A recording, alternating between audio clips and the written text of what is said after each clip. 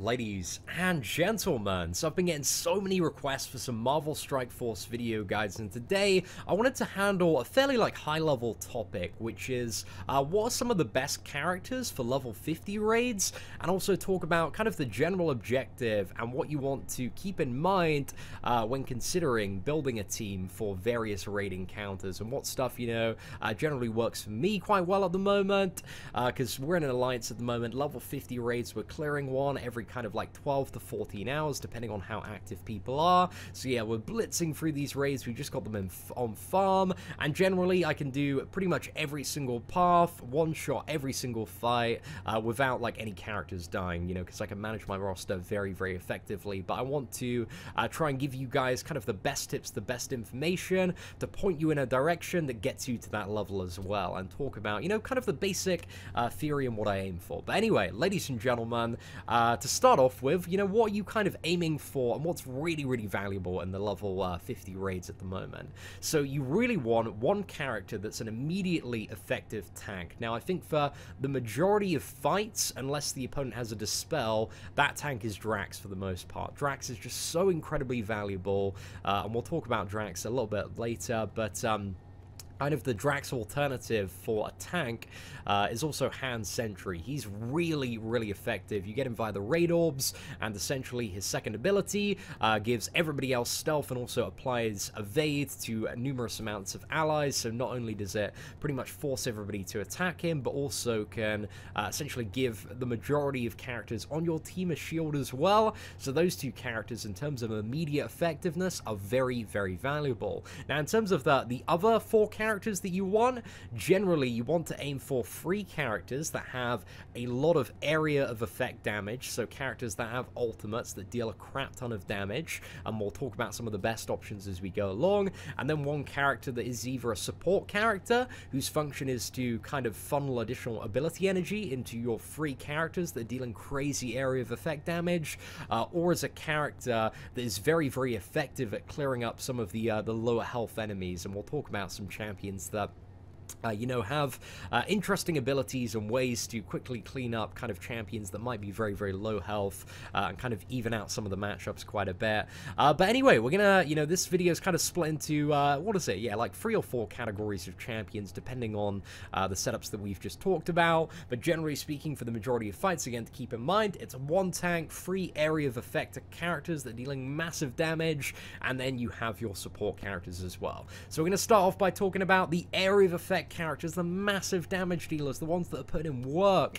And those champions, first and foremost, you have Quake, amazing character, slows the fight right down with her basic attack, and the Earthquake deals so much damage, it's absolutely ridiculous. And if anybody survives from the Earthquake, it also applies offense down on free enemies for one turn, which reduces their damage output by 50%. So not only is it dealing an incredible amount of damage, it's also gimping the damage of anybody that survives, making your team even more durable there. So Quake's just absolutely fantastic for that. She's got tons of additional stuff she can do as well. But yeah, really, really valuable character for area of effect. The second character is Yondu. His Yakka arrow just absolutely cleans up, and if you are kind of on a multi-wave fight, maybe on the first wave, you might want to use your minion summon, so bring 2 additional minions into the fray. They can potentially heal if you get the Stitcher, kind of top up your tank or top up some of the lower health characters, and also the Ravager Boomer has an additional area of effectability as well, so it's just so good for that. But also, after using Boarding Party, you also gain offense up, which is going to increase your damage by 50%. You fire off the Yakka arrow, just clearing up everybody that isn't in stealth. So yeah, very, very powerful as an AoE blaster there, Yondu. Next up, we have Rocket Raccoon, who can be gained via, what is it, the special event mission, Rocket's Gambit. Rocket Raccoon, if you watch the raid video that we did yesterday, which I'll leave a link below in the comments, because this is really going to help you guys visualize exactly what the strategy is with these characters. Rocket Raccoon, maximum damage. His ultimate ability is just so powerful, especially when he's hid behind a Drax or a hand sentry, and people just cannot get to him quick enough. Just absolutely destroys. And also via his level 3 as well, on turn he has a 30% chance to apply random positive effects to 1 to 2 allies, and this is often the effect that is often is offense up. So if he gets this, he can get it on himself, on a Quake, a Yondu, and then the ultimate damage is just absolutely insane. Like, I did one of the maximum damage, I offloaded one of those yesterday, and it hit like every opponent for 20k and crit on some of them for 25k. So yeah, Rocket Raccoon just got some ridiculous damage going on there. Now we have some characters that, you know, aren't quite as effective in terms of the speed that they get to their area of effect abilities, but it's still really, really good to keep in mind, maybe if you don't have access, or, you know, because you can bring every single one of your champions to the raid and you get to alternate between which ones you use. So it's important to keep them in mind for certain fights where you might just want to go in with various setups. So 4 is an incredibly powerful champion for his area of effectability. Again, he's a bit of a slow character, takes 3 turns to build up to it, but once you get this off, it's a lot of damage there, and also guarantees a stun on the primary target, and then has a small chance to apply a stun to all additional targets as well. So yeah, some very, very powerful stuff there. Really good synergy if you're using Captain America. Captain America isn't the most immediately effective tank, but he's great. He kind of provides like the support tank hybrid role, which we'll talk about in a second. And also 4's hammer throw can be potentially very nice for cleaning up additional targets in raids, but it doesn't have that guaranteed chance to chain, so it's not super reliable to throw off, but it can be very, very nice, especially when it comes to dealing some high area of effect damage. And one of the things to keep in mind with raids, if you're not already aware of this, is that ability energy transfers over from fight to fight, so you want to be managing your area of effect attacks to make sure you can, you know, you're fairly aware of what is coming next wave, and this is going to take, you know, a few raids to run through, but once you get into a certain pattern and you know what you're dealing with when each wave comes, like, it becomes very, very easy to predict and then stomp down. So it's very, very nice there. Now, one of the more immediate effective options, which I assume a lot of people have that are newer players, is Punisher. Punisher immediately gets an area of effect ability that you can use right at the start of the fight called Fully Loaded. In comparison to some of the other characters like Rocket Raccoon, Yondu, and also, pardon me for that burp there, and Quake, this one isn't really as effective in the long run. The damage is still very, very nice, and if you need to instantly offload a lot of area of effect, if you need a champion with that charge immediately, he can be a great character to bring in, but I would say he's not really in the primary team for the most part.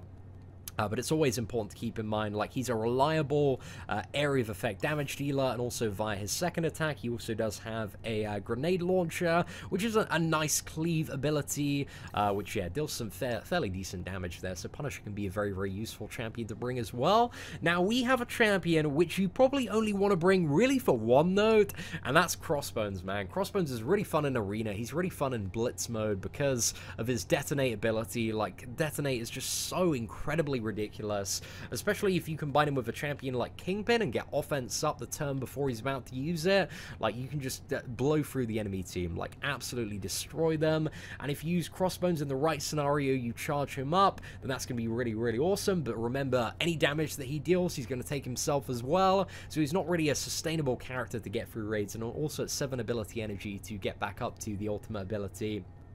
So it does take a bit of time to come around again, but really, if you have a Crossbones, just, you know, upgrade the level 3 ability, and he's great for blitzing through some of the final nodes when the final wave drops down. Just get an offense up, or just go in with the detonate, and it's just so much damage, man. It really is fantastic.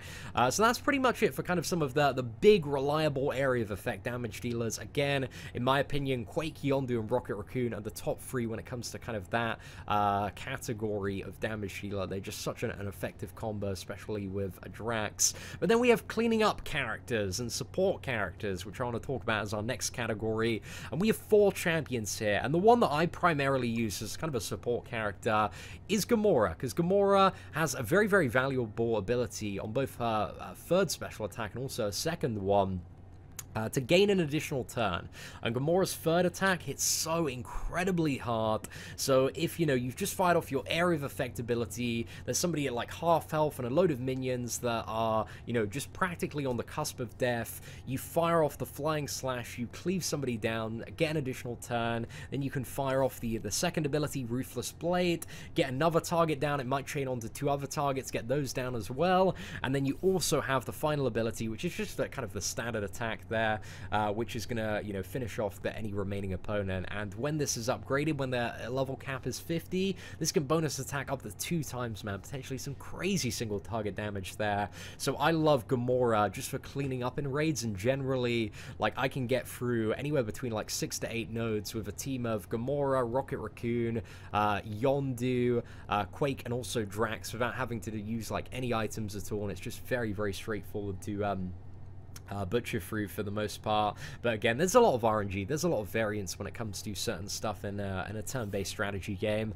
But yeah, Gamora, really, really fantastic support champion. Now, another one that's very, very high value at the moment, like, everybody, yeah, unless you've been buying a lot of premium mobs, everybody has a very low star Wolverine, but when Wolverine gets up there, like in a month or two's time, he's going to be a fantastic character, fulfilling kind of this Gamora role as well, for cleaning up champions, because Wolverine, you know, one of the big benefits to him, every single turn he's going to regenerate for a really, really nice chunk, amazing for the sustainability and moving on.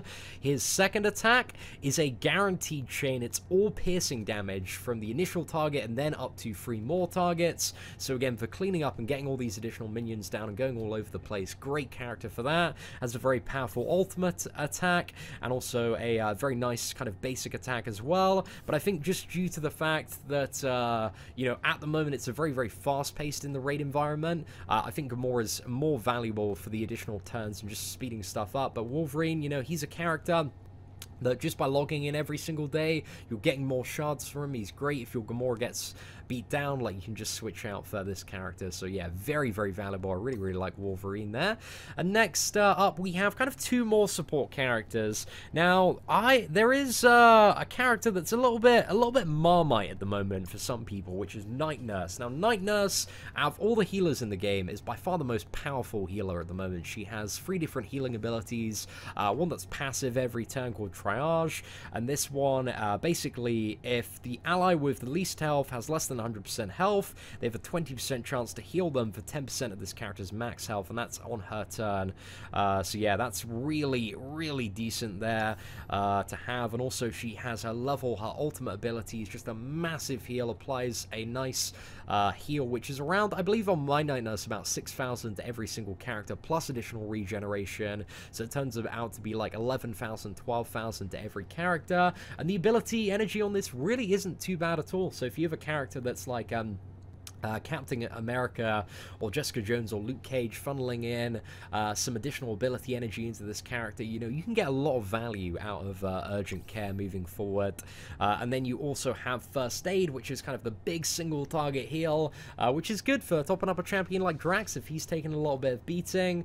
But yeah, I don't like Night Nurse. She's a good character to have, but I generally find the strategy that works best personally for me at the moment is just nuking characters down as fast as possible, just having somebody like Drax soak up all the damage, because it's pretty easy to heal up Drax as well. It's only like 20 of those, raid charges to heal them up, and you get tons of those free every single week, so it's not a huge problem if you need to heal up characters in raids as well. So I mainly focus on damage just because I like getting stuff done as quickly as possible.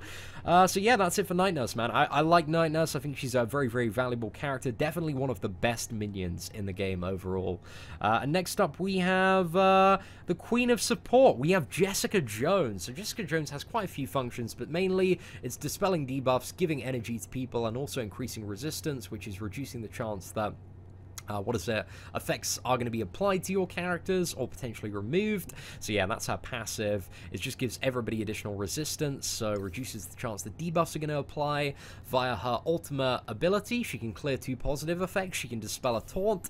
Via her second ability, which she starts with, clears all negative effects from self, clears 3 negative effects from all allies, and generates 1 ability energy to 3 random allies. So guarantees that you're going to pump out 3 ability energy from this one. one. So yeah, that's very, very valuable for, you know, if you use her in a team with, like, you know, Quake, Yondu, Rocket Raccoon, like, that's pretty much going to get them all one turn closer to their ultimate area of effect ability. So yeah, really, really nice potential utility and combinations that you can throw with Jessica Jones there.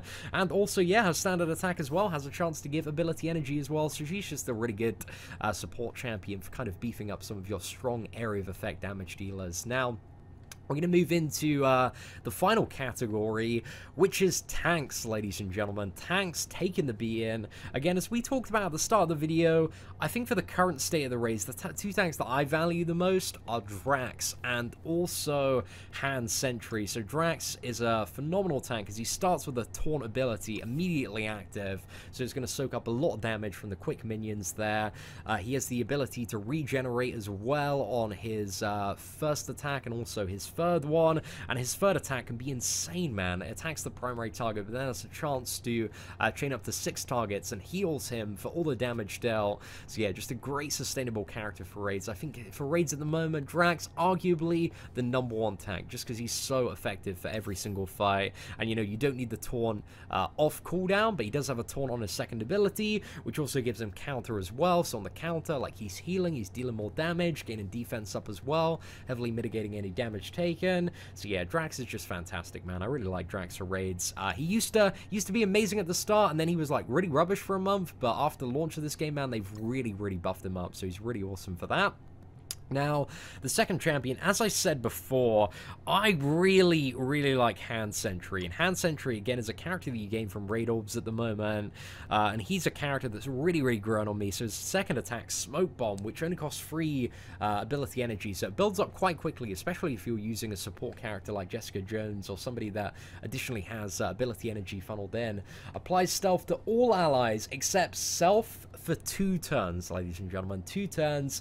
And then applies evade to free allies, so this is pretty much a shield of 0 damage taken from the next attack they get hit with for free allies. Very, very valuable. So, like, this guy is just an absolute don. He's good to bring to raids, even if you're not using him for every single fight. I don't think you really want to use him for every single fight. Maybe some of the bigger ones where that evade on the allies, you know, if there are a lot of single target enemies, some really big meaty damage dealers, or somebody like Yondu, that you want to have as a secondary priority, because like there are a lot of area of effect abilities. I think it's just mainly Yondu's, actually. Mainly Yondu's. I'm just trying to think what else. Yeah, it's mainly Yondu's that just will not apply to any abilities in stealth. So Smoke Bomb can be a good way of getting around kind of Yondu's ultimate ability there if you want to mitigate a lot of the damage you're taking on some of yeah, your main damage dealer characters. So yeah, Han Sentry, really, really good character. Then we also have the third tank, who I think I really great Captain America for raids. He's such a fantastic character, can take a lot of damage.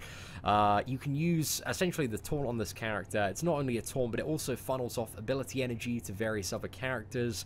Great synergy with Thor, and also applies defense up to free allies, mitigating their damage. But just comparatively speaking, you know, if we're looking at this champion in Han Sentry, like defense up is reducing damage taken for a full turn. Evade is like fully absorbing a hit. You know, it's debatable depending on the scenario which one is the more valuable. But yeah, that ability energy being funneled into random allies, again, is very valuable combination with a lot of your heavy area of effect damage dealers. So to be honest, I think Captain America, he is probably up there in terms of like the effectiveness of Han Sentry and Drax. Like, he does bring a lot to the table, mitigates a lot of damage with his block, is very resistant to effects. The shield throw is a great ability for kind of cleaving some targets down and also clearing positive effects. A lot of multi-function from that, but also he's just a very annoying character to kill in general. But yeah, I like Captain America, but his taunt wears off quite fast. He's a very quick character, so that's just one thing to keep in mind. He's not as much of a wall as Drax is, because I just love Drax, man. He's so good for the raids. But next up, we have also Kingpin as well. Very interesting. He's kind of in this spot where he's kind of a tank, but he's also a support champion as well. So in the way that he's kind of a tank, he's just very beefy, very hard to kill, lots of health, lots of resistance there. But his second ability summons 2 bodyguards, which both have taunt. So if you're fighting somebody that has like a very high single target hit, like you're fighting a very slow opponent like 4, you summon these bodyguards at the right time. Like say you got 4 on an Iron Man, the 4's just got his basic attack, the Iron Man's got his ultimate attack. Like these bodyguards, these can be used to soak up like a really nice amount of damage there. Also, like via his ultimate ability, applies defense up to all allies for 2 turns and applies offense up to 4 allies. So yeah, this is just really valuable for increasing the survivability of your team in general, and combined with, you know, various other characters like Hand Sentry as well, can, you know, really beef up that character's ability to survive. But the main thing is, like, you know, you combine this with like a Crossbones or anybody's really area of effect ability, it's just going to be some really nasty damage, potentially when a final wave drops down, and you can get Kingpin from the final chapter of Villains and Premium Mobs, so he's one to work up to. But he's a fantastic support character, man. I really like Kingpin. There's a lot of value that you can gain from him. So yeah, he's really awesome. And then finally, we probably have one of the least desirable tanks at the moment, but I think when the level cap goes up to 50, he's going to be a little bit better. We have Luke Cage. So Luke Cage at the moment, he's a little bit...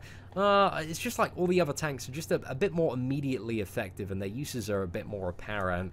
But once the level cap, you know, everybody gets up to 60, his taunt actually can last for 2 turns. So I think this might be something quite nice there for the future. We're gonna have to see. But he does have a 1-turn taunt. I think the immediate thing that a lot of people use on Luke Cage is his what is it? Third ability, which he'll gain defense up on self and all allies. He gains death proof on self and also generates 1 to 2 ability energy to 1 random ally. So it's not too insane for the ability energy. You can definitely tell after playing this character for a while that his abilities in general, they're a little bit lacking behind some of the other characters. But yeah, he's still quite valuable to have and rotate in, because you know, you can mitigate damage with the taunt, you can funnel ability energy into other characters. So he's not too bad, man. Very chunky, very hard to kill as well. So ladies and gentlemen, that is pretty much it for the top 15 champions I believe are currently really valuable for raids. They're, again, like Marvel Strike Force is one of those games where you have a lot of different ways that you can approach stuff, but I think one of the things, at least for me, that is lagging behind a little bit in terms of certain like melee characters is just like area of effect damage is just so incredibly powerful, so incredibly potent, and just a really quick and efficient way for dealing with that. So I really like characters like Daredevil, Spider-Man. I actually chose as well, because I know somebody's going to say about Iron Man. I left Iron Man out of this list just because you can't currently get him and we don't know when we're going to see him back in the game, but Iron Man's great, man. He's really good for being one of those standard like area of effect characters, especially when combined with Captain America, because his second attack has a lot of unblockable damage there. So yeah, that is a very nice character to have as well when Iron Man eventually comes into the game, so keep an eye out for him. But you know, your Nebula, your Spider-Man, your Daredevil, your Winter Soldier, your Bullseye, your Korath, your Iron Fist, your Elektra, the very single target characters, like with the way that a lot of the 50 raids shape up, having anywhere between, you know, it's generally, most waves are about kind of 10 to well, actually, anywhere between like 8 to 15 opponents, I would say, on average.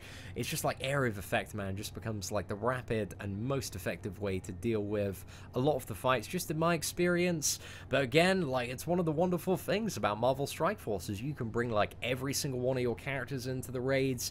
You can adjust on setups, but hopefully today I've done, you know, an alright job of explaining what I believe to be some of the best strategy there as well. Also, I know somebody's going to ask about Hulk as well, and I actually haven't mentioned Hulk today, because I think out of all of the tanks, Hulk really isn't in the best position. He's such a slow character. He's the slowest character in the game, along with Ronan, and the taunt just takes way too long to get up, and I don't think he does really necessarily a good job at tanking in raids. I think the more effective, the more immediate options, just really putting Hulk in the bin at the moment. So yeah, Hulk he needs something a little bit more. He's kind of like a tank damage hybrid champion, but a lot of his damage is mainly concentrated on a single target. Has a little bit of cleave ability as well, but that takes, you know, a little bit of getting into the fight. So I'm not really rating Hulk overly much at the moment for raids, or really anything outside of kind of a a full Shield Avengers team, but I think that's one of the beauty as well about, one of the beauties when it comes to Marvel Strike Force